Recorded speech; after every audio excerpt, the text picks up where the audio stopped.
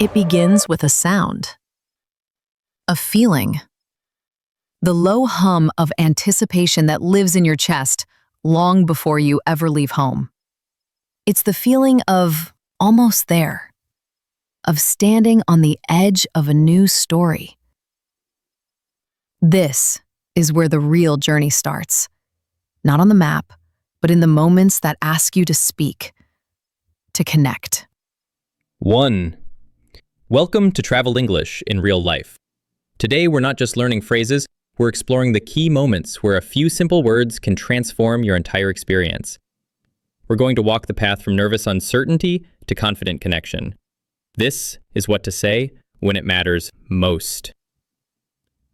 Our journey starts, as most do, at the airport. The noise, the lights, the sense of 100 different stories all moving at once. You approach the check-in desk. Take a breath.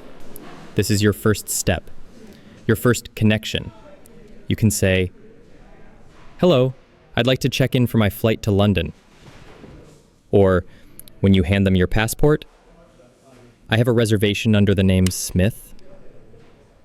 Then, at security, a simple, clear question can ease your mind. "Do I need to take my laptop out of the bag?" And just like that, you've done it. It isn't just about the words, it's the feeling that follows.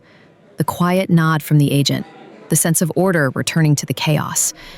You're not just a passenger being processed, you're a person navigating the world. That small exchange is a silent promise.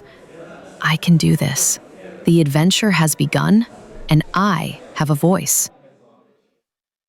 Next, a moment that can make a traveler's heart sink. The baggage claim. The carousel groans to a stop and your bag is nowhere to be seen. Panic is a natural first response, but clarity is your greatest tool. You find the lost luggage office, you walk in, and with a steady voice, you state the facts. "Excuse me, my bag has not arrived from flight BA283. They'll ask for your claim ticket. You say, "Here is my baggage claim sticker." And the most important question to ask before you leave: "Could I have a reference number for my report?" Feel that shift? From the cold knot of fear in your stomach to a feeling of control. These sentences are more than just English. They are anchors in a storm of anxiety. You've turned a potential disaster into a manageable process. You walk away not with your bag, perhaps, but with a plan. With agency. And with the profound relief that you were understood when you needed to be. You've arrived. The taxi door closes, and the sound of the city is replaced by the calm hush of a hotel lobby. This is your sanctuary. At the front desk, the welcome is waiting. It starts with a simple, warm greeting. "Hello, I have a reservation for 2 nights. The name is Sarah Chen." Before you take your key, there are a few practical things you might need. Don't be shy to ask. "What time is checkout? And could you please tell me the Wi-Fi password? And maybe, for the morning, is breakfast included with the room?" This is the moment you can finally breathe out. The transaction is simple, but the feeling is immense. It's the feeling of arrival, of shedding the weight of the journey. When you ask for the Wi-Fi password, you're not just asking for internet access. You're asking to reconnect your world to this new space. The hotel room becomes more than just a room. It's your base camp, your haven, and it all began with that first confident hello. Now it's time to explore. The city is calling, but navigating a new place can be intimidating. Whether it's a bus, a train, or a taxi, your words are your compass. At the ticket counter, keep it clear. "1 round-trip ticket to the Central Museum, please." When you're on the platform and you need to be sure, "Excuse me, does this train go to the Old Quarter?" And if you opt for a taxi, having the address ready is key. Show it to the driver and say, "Could you please take me to this address?" There's a magic in that first solo trip on public transport in a foreign city.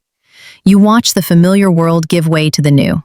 When you successfully buy a ticket and get on the right train, you feel the city opening up to you. It's no longer an impenetrable map. It's a network of pathways you can ride. You are not just a tourist looking from the outside in. You are a participant, moving with the city's own rhythm. Hunger sets in. You find a place that looks warm and inviting. Food is a universal language, but ordering is not. Don't let a menu intimidate you. It's an invitation.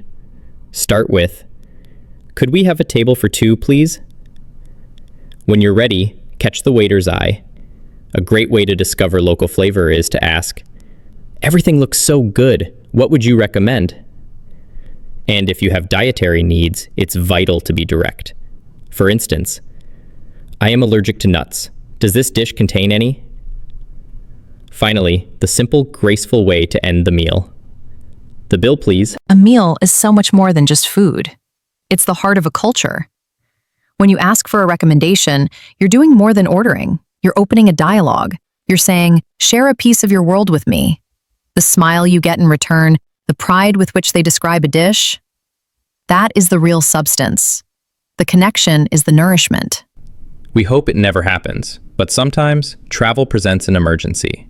A lost passport, a sudden illness. In these moments, panic is the enemy. Your words must be your anchor. Calm, simple, direct. This is not the time for complicated sentences. "I need help," pleading. "Please, can you call a doctor?" Urgent. "Where is the nearest pharmacy?" "I've lost my wallet. I need to contact the embassy." These phrases are lifelines. Memorize them, keep them in a safe place in your mind. In that moment of sheer vulnerability, when you are far from home and something is wrong, uttering one of these phrases feels like sending up a flare in the dark. The fear is real. But the power of being able to ask for help, to be understood by a stranger who then becomes your temporary guardian, that is one of the most profoundly human experiences you can have. It reminds you that kindness is a global language, and your voice is the key to unlocking it. And that brings us to the final and perhaps most beautiful moments, the small, unplanned local encounters. A moment of being lost, a shared smile with a shopkeeper. These are the interactions that become memories. The key is humility and warmth. Start with a gentle opening. "Excuse me, I'm a bit lost. Could you point me toward the main square?" If their response is too fast, don't pretend to understand. Honesty is appreciated. "I'm sorry, my English isn't perfect. Could you please speak a little slower?" And in every situation, the two most powerful words you can use. Sincerely, thank you. This is it. This is the heart of travel. It's the brief, beautiful bridge you build between your world and someone else's. It's the shared laugh when you mispronounce a street name. It's the unexpected kindness from someone who goes out of their way to draw you a map on a napkin. These aren't just encounters.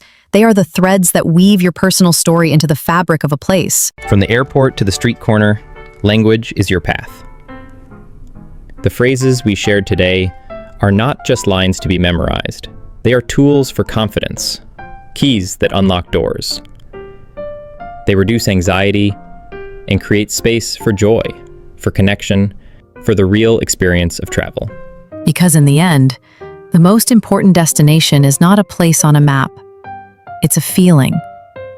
The feeling of being seen, of being heard, and of belonging, even for a moment, in a world that is not your own. That is the true echo of your journey. So go back, listen again. Let the sounds and the phrases settle into your memory. Practice them not as a script, but as your own voice, ready for your own adventure. Until next time, travel safely and speak with heart.